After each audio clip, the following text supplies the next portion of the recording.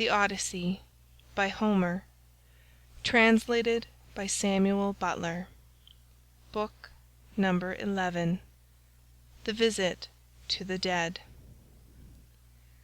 Then, when we had got down to the seashore, we drew our ship into the water, and got her mast and sails into her. We also put the sheep on board, and took our places, weeping and in great distress of mind.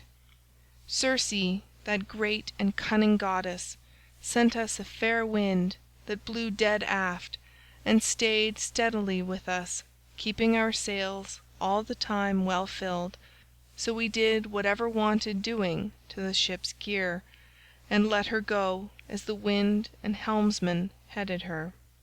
All day long her sails were full as she held her course over the sea, but when the sun went down and darkness was over all the earth, we got into the deep waters of the river Oceanus, where lie the land and city of the Cimmerians, who live enshrouded in mist and darkness, which the rays of the sun never pierce, neither at his rising nor as he goes down again out of the heavens, but the poor wretches live in one long melancholy night.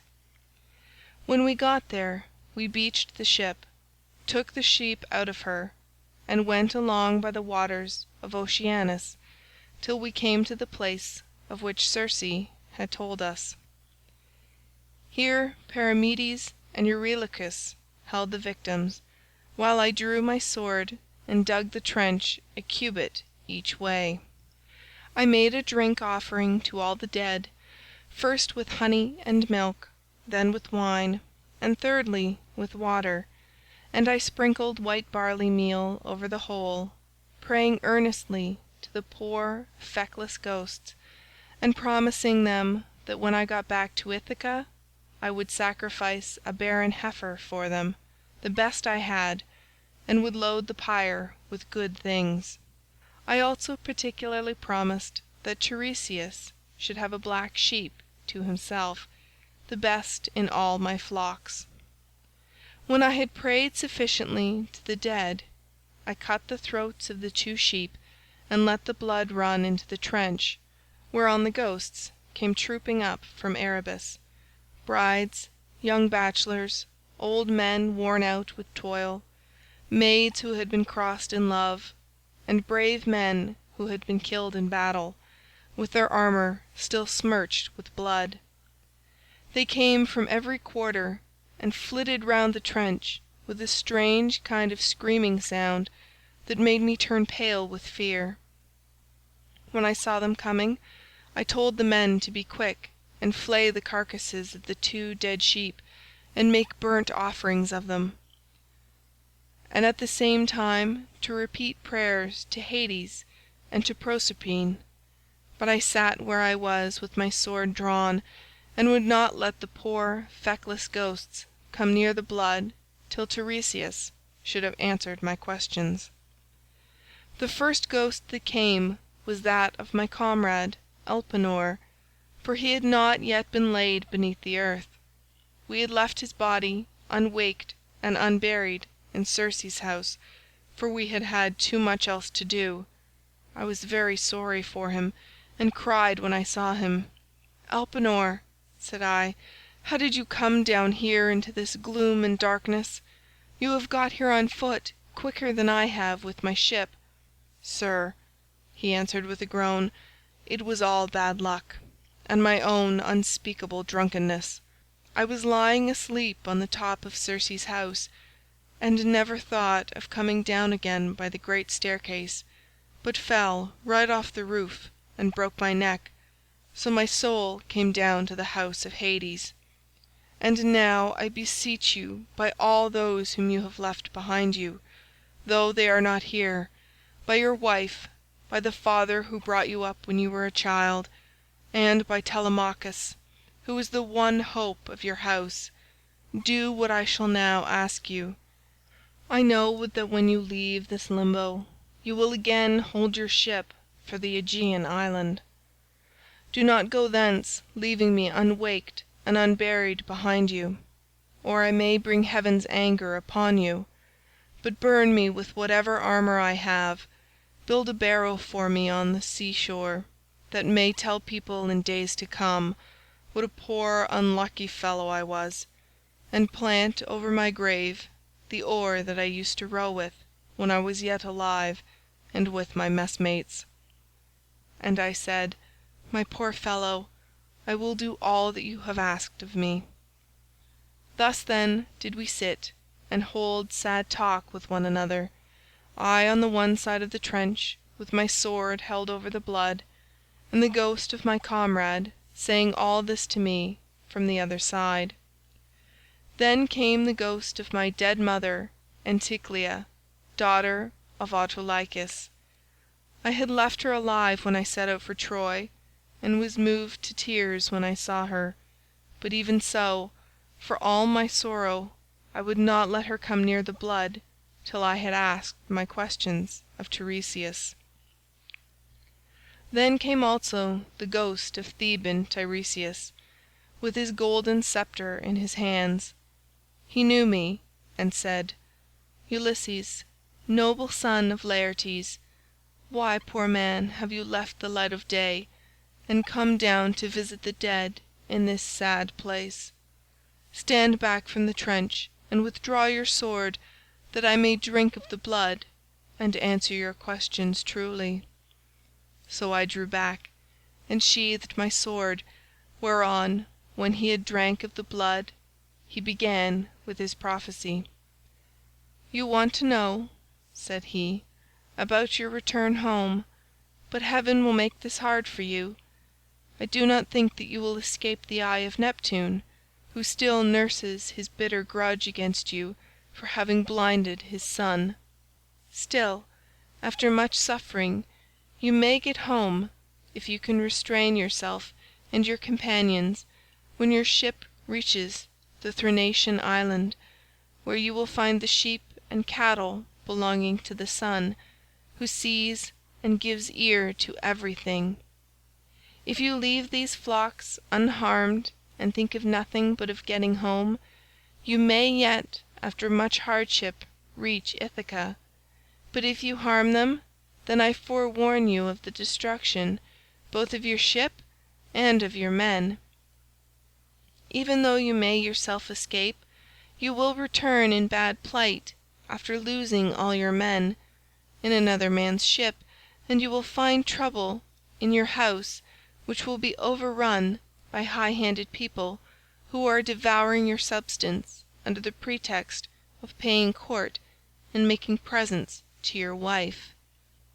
When you get home you will take your revenge on these suitors, and after you have killed them by force or fraud in your own house, you must take a well-made oar and carry it on and on, till you come to a country where the people have never heard of the sea and do not even mix salt with their food, nor do they know anything about ships and oars that are as the wings of a ship. I will give you this certain token which cannot escape your notice. A wayfarer will meet you and will say it must be a winnowing shovel that you have got upon your shoulder. On this you must fix the oar in the ground and sacrifice a ram, a bull, and a boar to Neptune. Then go home and offer hecatombs to all the gods in heaven one after the other. As for yourself, death shall come to you from the sea, and your life shall ebb away very gently when you are full of years and peace of mind, and your people shall bless you. All that I have said will come true." "This," I answered, "must be as it may please heaven, but tell me, and tell me, and tell me true. I see my poor mother's ghost close by us. She is sitting by the blood without saying a word, and though I am her own son, she does not remember me and speak to me. Tell me, sir, how can I make her know me?" "That," said he, "I can soon do.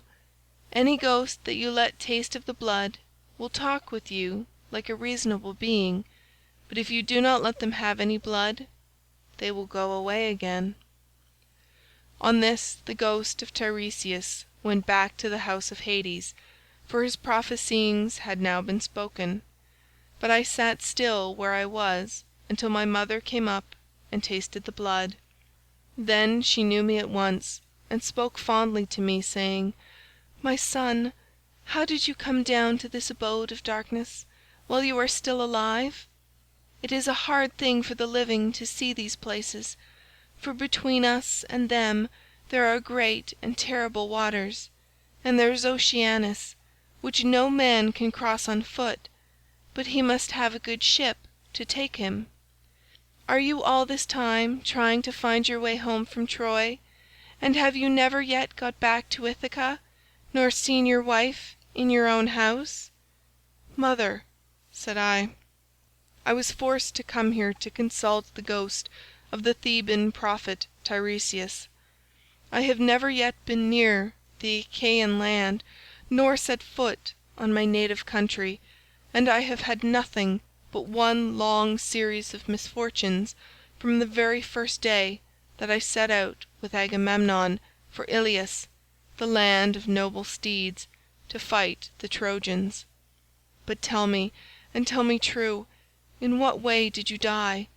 Did you have a long illness, or did heaven vouchsafe you a gentle, easy passage to eternity? Tell me also about my father and the son whom I left behind me. Is my property still in their hands, or has some one else got hold of it? Who thinks that I shall not return to claim it? Tell me again what my wife intends doing, and in what mind she is. Does she live with my son and guard my estate securely, or has she made the best match she could, and married again?' My mother answered, 'Your wife still remains in your house, but she is in great distress of mind, and spends her whole time in tears both night and day. No one as yet has got possession of your fine property, and Telemachus still holds your lands undisturbed. He has to entertain largely, as of course he must, considering his position as a magistrate, and how every one invites him. Your father remains at his old place in the country, and never goes near the town. He has no comfortable bed nor bedding.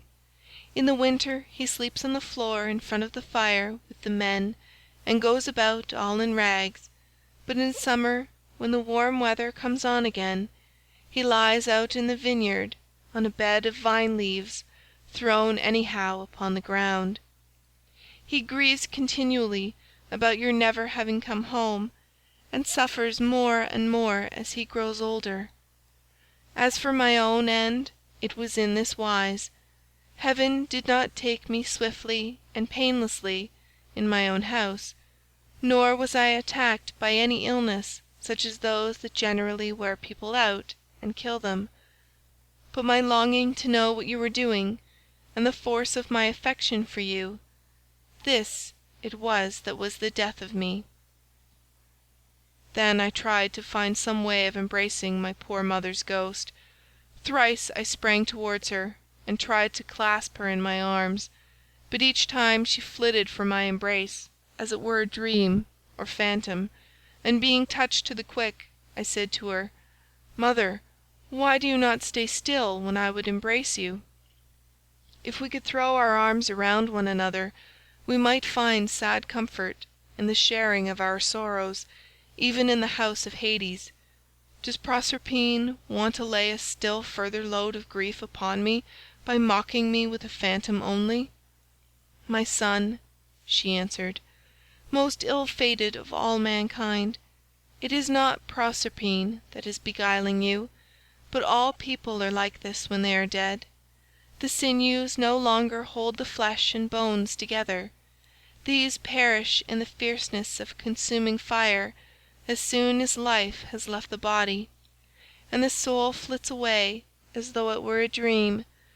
Now, however, go back to the light of day as soon as you can, and note all these things that you may tell them to your wife hereafter.' Thus we did converse, and anon Proserpine sent up the ghosts of the wives and daughters of all the most famous men. They gathered in crowds about the blood, and I considered how I might question them severally. In the end I deemed that it would be best to draw the keen blade that hung by my sturdy thigh, and keep them from all drinking the blood at once. So they came up one after the other, and each one as I questioned her told me her race and lineage. The first I saw was Tyro. She was daughter of Salmoneus and wife of Cretheus, the son of Aeolus. She fell in love with the river Enipeus, who is much the most beautiful river in the whole world.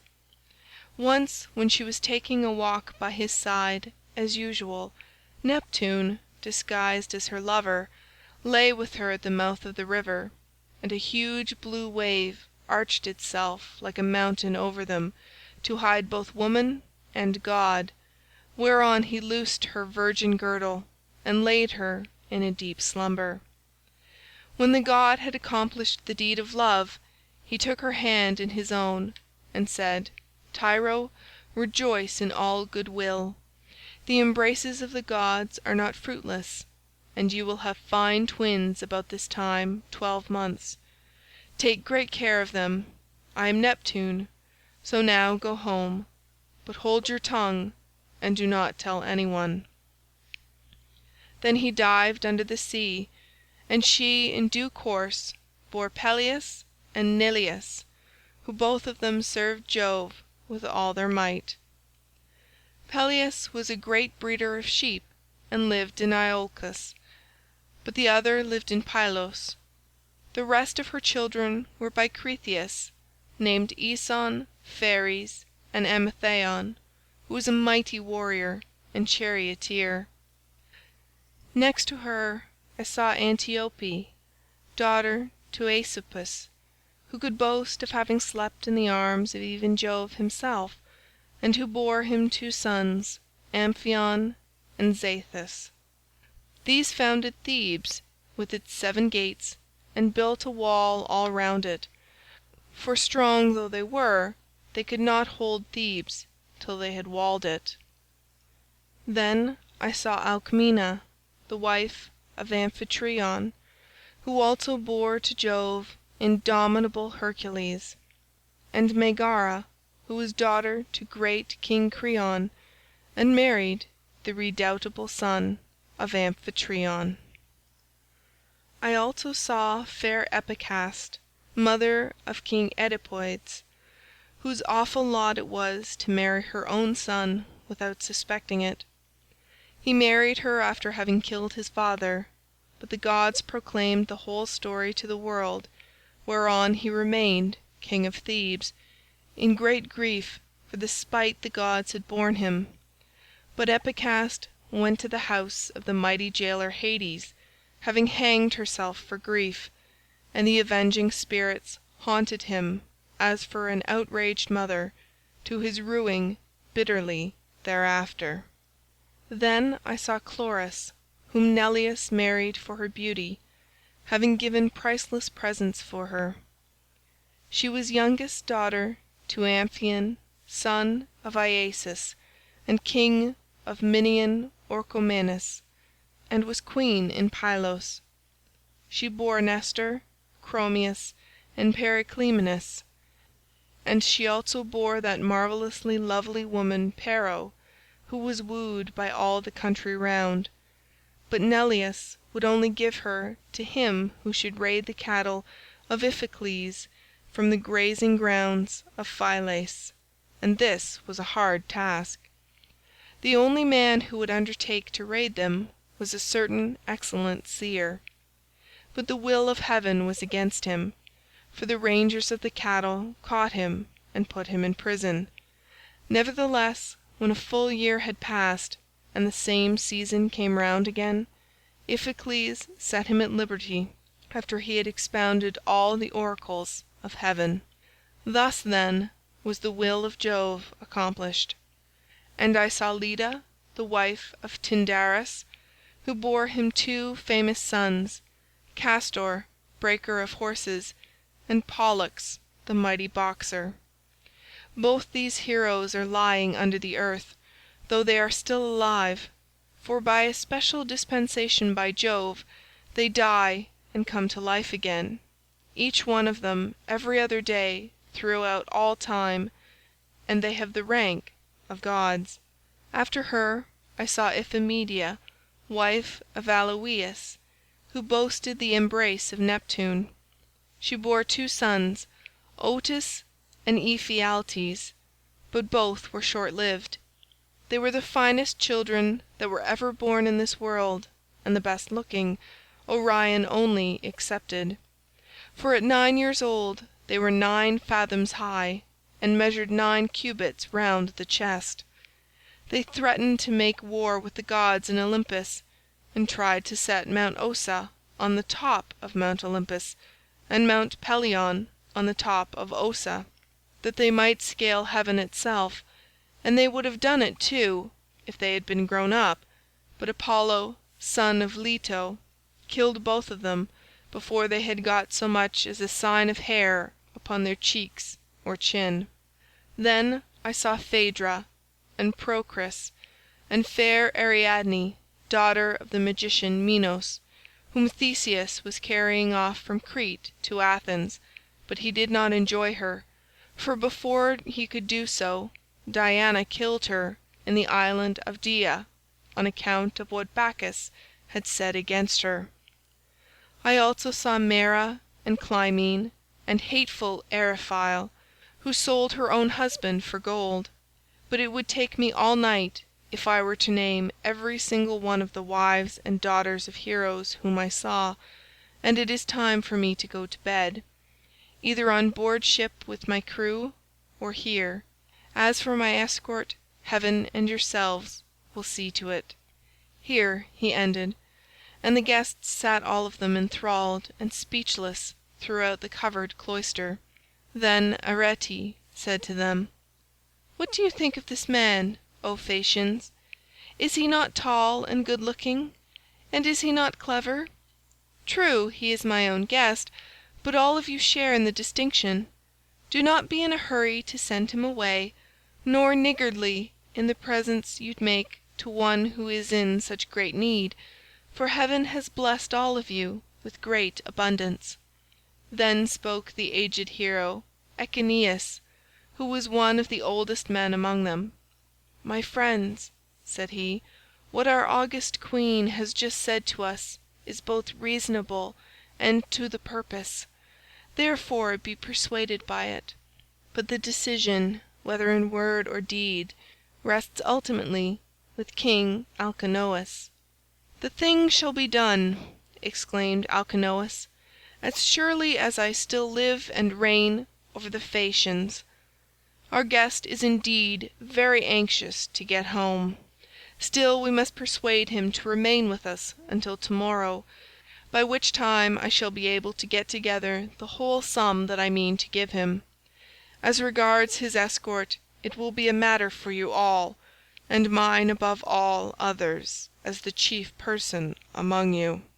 And Ulysses answered, "King Alcinous, if you were to bid me to stay here for a whole 12 months, and then speed me on my way, loaded with your noble gifts, I should obey you gladly, and it would redound greatly to my advantage, for I should return fuller-handed to my own people, and should thus be more respected and more beloved by all who see me when I get back to Ithaca." "Ulysses," replied Alcinous, "not one of us who sees you has any idea that you are a charlatan or a swindler. I know there are many people going about who tell such plausible stories that it is very hard to see through them, but there is a style about your language which assures me of your good disposition. Moreover, you have told the story of your own misfortunes and those of the Argives, as though you were a practised bard. But tell me, and tell me true, whether you saw any of the mighty heroes who went to Troy at the same time with yourself and perished there. The evenings are still at their longest, and it is not yet bedtime. Go on, therefore, with your divine story, for I could stay here listening till tomorrow morning, so long as you will continue to tell us of your adventures." "Alcinous," answered Ulysses, "there is a time for making speeches and a time for going to bed. Nevertheless, since you so desire, I will not refrain from telling you the still sadder tale of those of my comrades who did not fall fighting with the Trojans, but perished on their return, through the treachery of a wicked woman. When Proserpine had dismissed the female ghosts in all directions, the ghost of Agamemnon, son of Atreus, came sadly up to me, surrounded by those who had perished with him in the house of Aegisthus. As soon as he had tasted the blood, he knew me, and weeping bitterly, stretched out his arms towards me to embrace me, but he had no strength nor substance any more, and I too wept and pitied him as I beheld him. 'How did you come by your death?' said I. 'King Agamemnon, did Neptune raise his winds and waves against you when you were at sea, or did your enemies make an end of you on the mainland, when you were cattle lifting or sheep stealing, or while they were fighting in defence of their wives and city?' 'Ulysses,' he answered, 'noble son of Laertes, I was not lost at sea in any storm of Neptune's raising, nor did my foes dispatch me upon the mainland, but Aegisthus and my wicked wife were the death of me between them.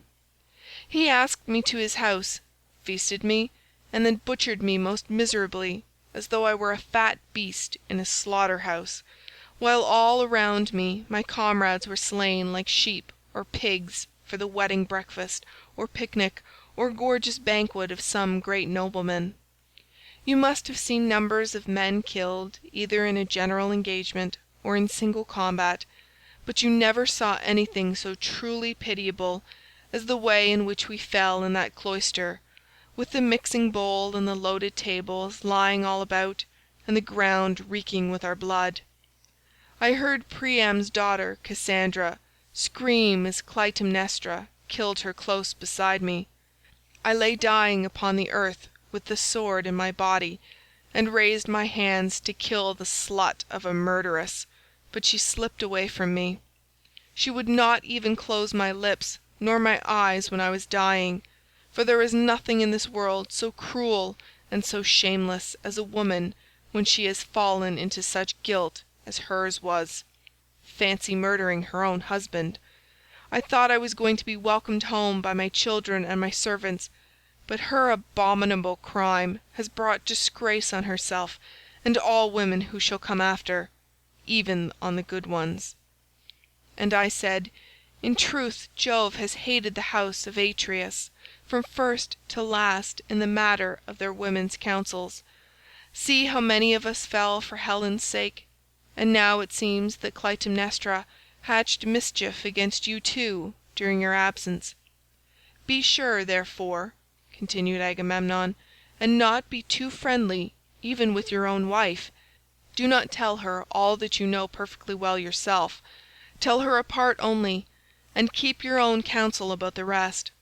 Not that your wife, Ulysses, is likely to murder you, for Penelope is a very admirable woman, and has an excellent nature.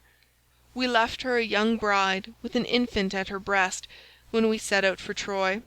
This child no doubt is now grown up happily to man's estate, and he and his father will have a joyful meeting, and embrace one another as it is right they should do, whereas my wicked wife did not even allow me the happiness of looking upon my son, but killed me ere I could do so.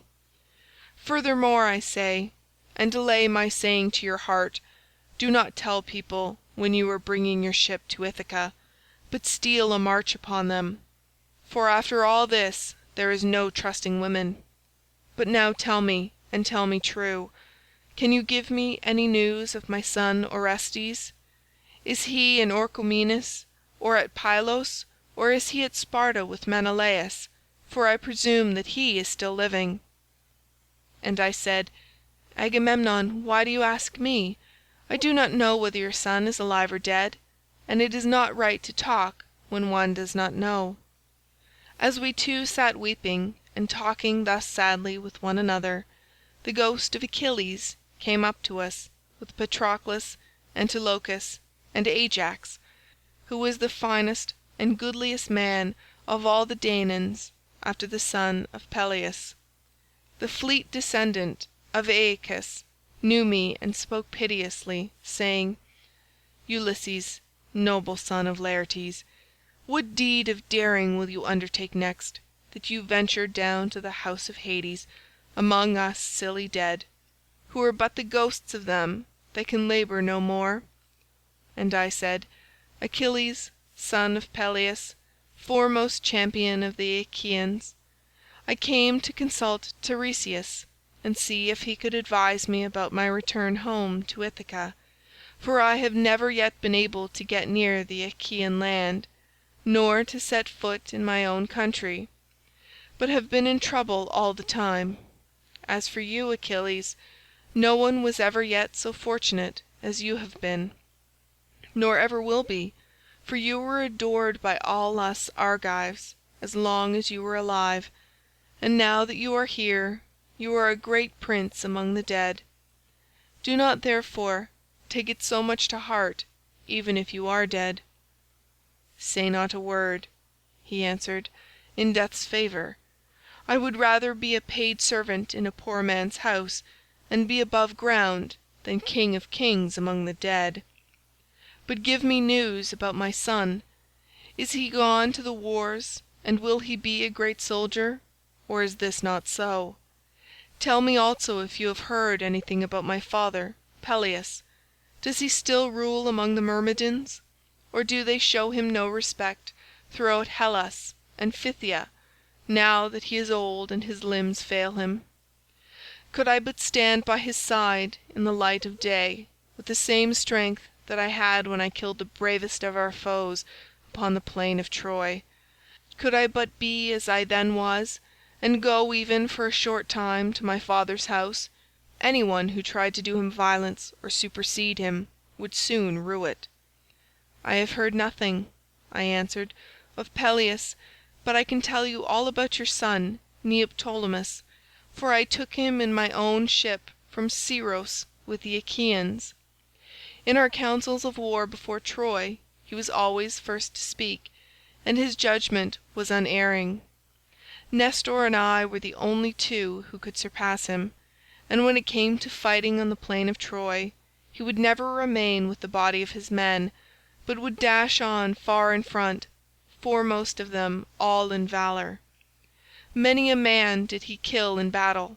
I cannot name every single one of those whom he slew while fighting on the side of the Argives, but will only say how he killed that valiant hero Eurypylus, son of Telephus, who was the handsomest man I ever saw, except Memnon.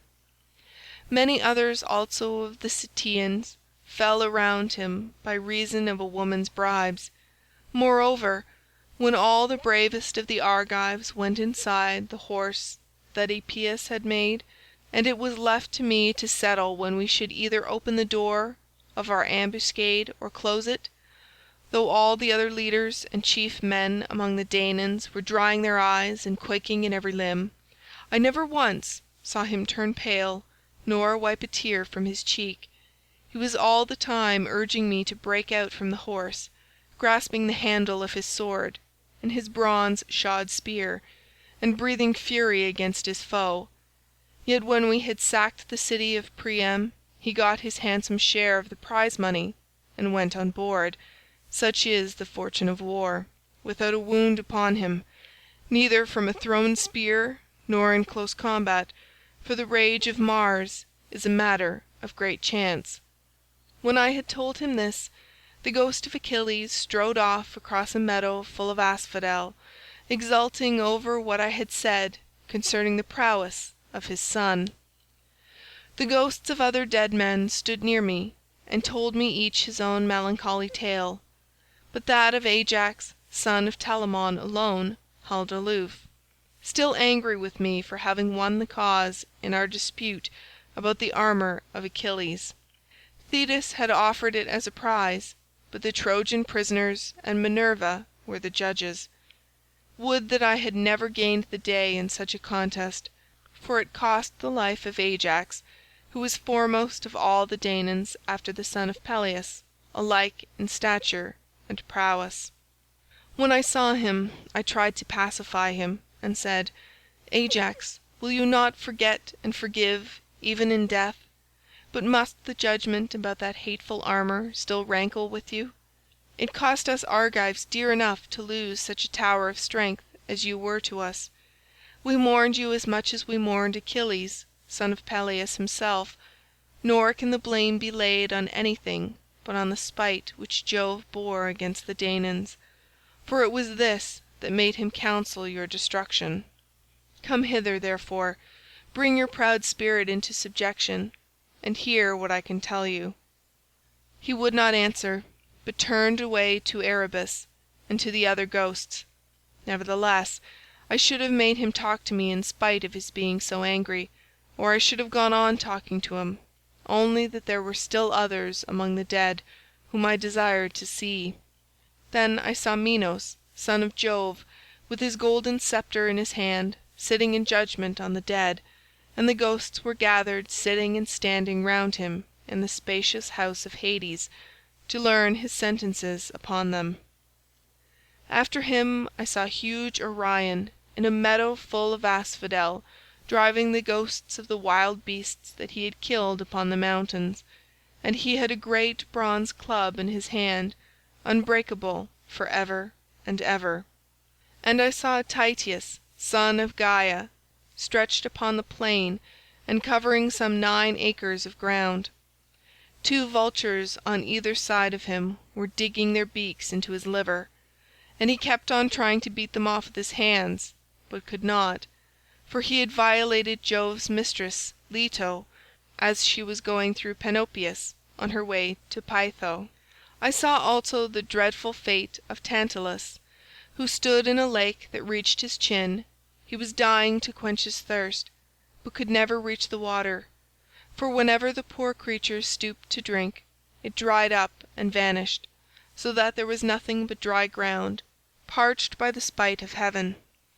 There were tall trees, moreover, that shed their fruit over his head, pears, pomegranates, apples, sweet figs and juicy olives, but whenever the poor creature stretched out his hand to take some, the wind tossed the branches back again to the clouds. And I saw Sisyphus at his endless task raising his prodigious stone with both his hands.